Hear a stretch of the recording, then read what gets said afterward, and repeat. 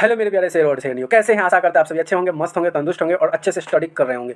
तो चलिए फ्रेंड्स, इस वीडियो में हम कराने वाले हैं क्वेश्चन यानी कि चैप्टर 5, जो चैप्टर का नाम है भारत माता। क्या है? चैप्टर का नाम है भारत माता, क्लास 10th। और इस वीडियो में हम कराने वाले इससे जितने भी अभ्यास बहुत क्वेश्चन होते हैं यानी कि ऑब्जेक्टिव क्वेश्चन, उस सभी क्वेश्चन को हम सॉल्व कराएंगे। तो वीडियो को लास्ट तक जरूर देखिएगा और अपने दोस्तों फ्रेंडों के साथ शेयर कर दीजिएगा। और चैनल पर नहीं तो चैनल को दबाकर क्या कीजिएगा, सब्सक्राइब भी कर दीजिएगा। ठीक, तो चलिए वीडियो को यहाँ से हम चालू करते हैं और आपको यहाँ से एक्सप्लेन करते जाएंगे। आप लोगों को ध्यान से समझना है, सुनना है।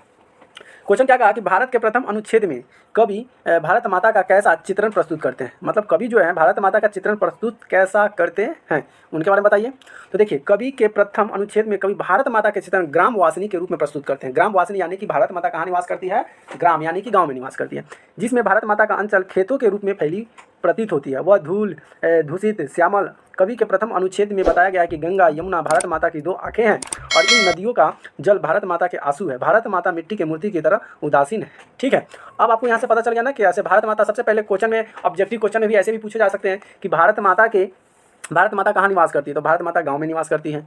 भारत माता की, अब यहाँ पे दोनों आंखें क्या है? तो भारत माता की दो आंखें है, नदी तथा भारत की आंसू। ठीक है, ये दोनों आंखें हैं। भारत माता मिट्टी की मूर्ति की तरह उदासीन है। तो ये क्वेश्चन पहला का सॉल्व हो गया। क्वेश्चन नंबर दूसरा क्या कहता है, ध्यान से देखिएगा। क्वेश्चन नंबर दूसरा है कि भारत माता अपने ही घर में प्रवासिनी क्यों बनी हुई है। मतलब भारत माता जो है अपने ही घर में प्रवासिन की तरह क्यों बनी हुई है, क्यों रह रही है। तो देखिए, पराधीन के उत्तम अंधकार में विषाद युक्त मन वाली भारत माता युगों युगों की गुलामी के कारण अपने ही घर में प्रवासिनी, अच्छा और यहाँ से कहाँ चला गया, कट गया, प्रवासिनी की तरह बनी हुई है।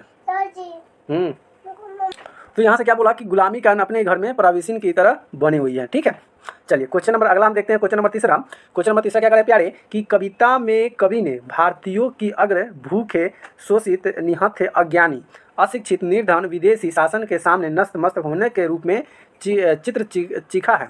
पराधीनता के कारण उनकी दुर्दशा का चित्रण किया गया है। भारतवासी का, जो अंग्रेज जो थे यहाँ पे शासन किए, और निर्धन विदेशी शासन के सामने नतमस्तक होने का, यानी कि उसको कुछ समझ में नहीं आ रहा था कि क्या करे नहीं करे, और उनके गुलामी बने रहे। तो इन्हीं के बारे में वह चित्रण खींचता है। अगला क्वेश्चन नंबर चौथा देखिए। क्वेश्चन नंबर चौथा क्या करा है प्यारे कि भारत माता का हास राहु ग्रसित क्यों दिखाई पड़ता है। भारत माता को हास जो है राहु ग्रसित की तरह क्यों दिखाई दे रहा है।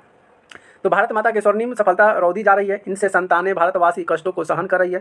धरती की भांति सहनशील भारत माता का मन कुंठित है, यानी कि कुंठित हो गया है। पराधीनता और शोषण के दुखी भारत माता को कांपते होठों पर मौन मुस्कान नहीं है।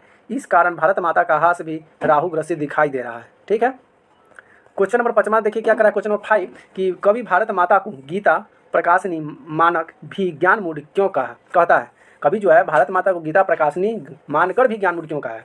तो देखिए, भारत सदैव ज्ञान और तप का देश रहा है। भारत क्या है कि एक ज्ञान और तप का देश रहा है। तप का मतलब क्या होता है? सहन करना, जलना। ज्ञान से अंधकार का नाश होता है और पराधीनता से अंधकार के समस्त देश को ढक लिया है।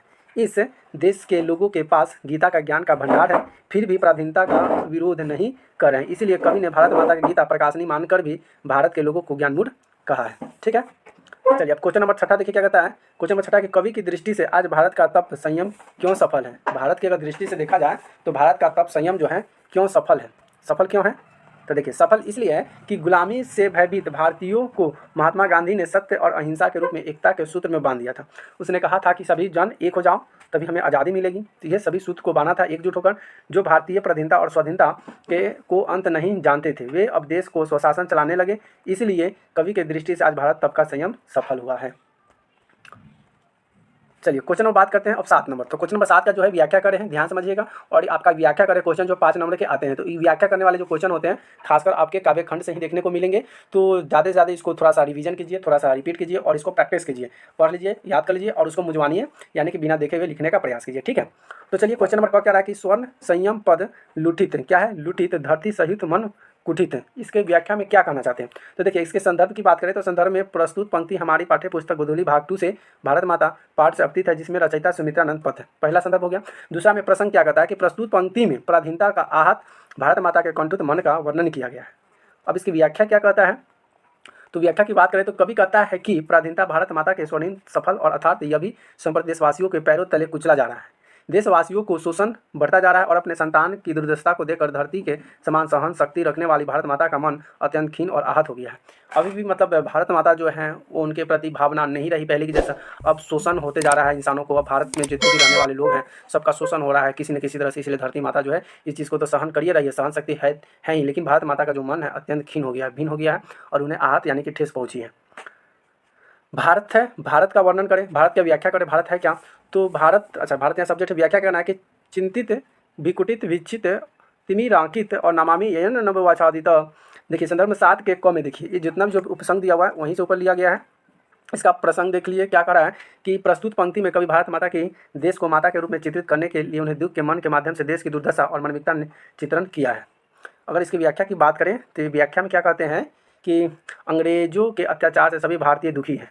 भारतीयों ने दुख को देखकर ही भारत माता की भौरों पर चिंता प्रकट हो रही है। भारतवर्ष में आकाश में शिक्षित और तक अंधकार छाया गया है। यह अंधकार दासता और पराधीनता का है। संपूर्ण भारत अंग्रेजों के प्रधीन भारत की इस दुर्दशा को देखकर भी भारत माता की आंखों में आंसू बढ़ रहे हैं। बहने वाली आंसू प्रकाश में वाष्प बनकर उड़ रहे हैं। यानी कि अगर बता रहे हैं कि अंग्रेज ने पहले इसको शासन किया, दुराचार्य किया, गलत भावना किया, जिससे भारतीय दुखी हैं, भारत के लोग दुखी हैं। भारतीयों के दुखी को देखकर भारत माता के भाव में चिंता प्रकट हो रहा है। मतलब भारत के जो लोग हैं निवासी है उनको चिंतित देखकर, दुखी देखकर भारत माता के जो भवे हैं आंखें में उसमें चिंता प्रकट हो रही है।